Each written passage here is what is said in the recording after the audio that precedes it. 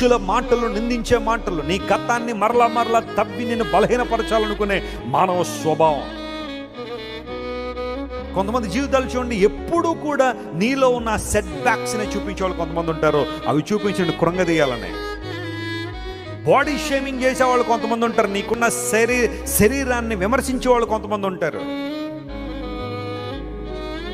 నీ రంగును చూసో, నీ రూపాన్ని చూసో నీ మీద జోకులు వేసుకునే వాళ్ళు కొంతమంది ఉంటారేమో.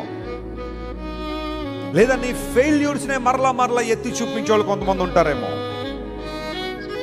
నీ గత జీవితంలో జరిగిన కొన్ని సంఘటనలు, అనుకోని సంఘటనలు, లేదా కొన్ని విచారకరణ సంఘటనలే మరలా ఎత్తి నేను సూటిపోటి మాటలతో బాధించే వాళ్ళు చాలామంది ఉంటారేమో.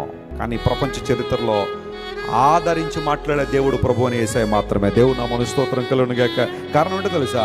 ఆయనకు నీ గురించి అన్నీ తెలిసిన, నీ గురించి నా గురించి అన్నీ తెలిసిన ఆయన మన పట్ల వ్యవహరించే తీరు ఎప్పుడూ చాలా హుందాగానే ఉంటుంది. హల్లెలూయా.